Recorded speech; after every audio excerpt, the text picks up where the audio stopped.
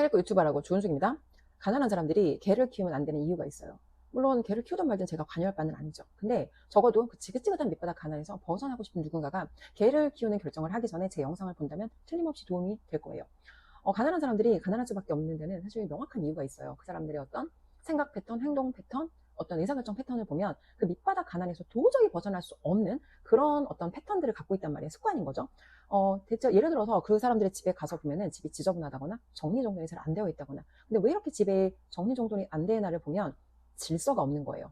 자기 삶에 명확한 원칙이 없고 기준이 없고, 원칙과 기준이 없다 보니까 당연히 뭐가 내 인생의 우선순위인지 정리가 안 돼요. 근데 집에 정리정돈만 안 되면 참 다행인데, 그 정리정돈이 안 되고 우선순위가 없는 게 자기 인생의 어떤 우선순위에도 적용이 돼요.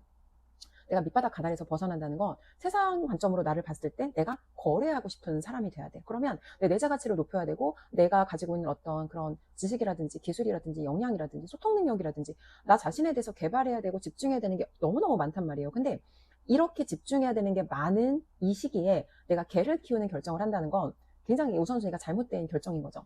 20대 때 제가 개를 키운 적이 있어요. 당시 백수였어요. 근데 제가 개를 키우는 결정을 했던 건 그냥 감정적인 결정이었어요. 친구가 걔가 새끼를 낳는데 한 마리 갖다 키울래? 그래서 아무 생각 없이 정말 가볍게 그래 나도 한 마리 키울게 데려왔어요. 개를 데려와서 키우면서 깨닫게 됐어요. 개를 한 마리 키운다는 건 단순히 개를 키운다는 게 아니라 아이 하나를 입양하는 것만큼의 책임과 헌신과 경제적인 능력을 필요로 하는구나를 깨달았어요.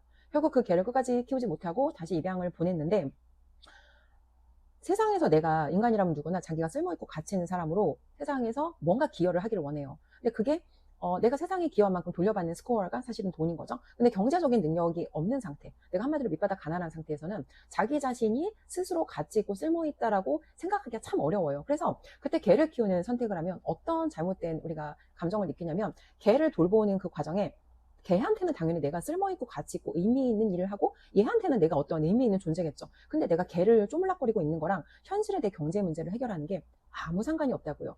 세상에 나가서 깨지고 부딪히고 내 부족한 점을 발견하면서 세상에 나가서 상처받고 내가 다시 돌아와서 부족한 걸 채우기 위해서 애를 써야 되는 그런 시기에 걔를 통해서 잘못된 위로를 받고 있으면 정말 내가 집중해서 발전시키고 향상시켜야 되는 그런 중요한 것들, 그런 우선순위를 놓치게 된다고요. 그리고 제가 개를 입양하는 선택을 했던 건 감정적이라고 말씀드렸죠.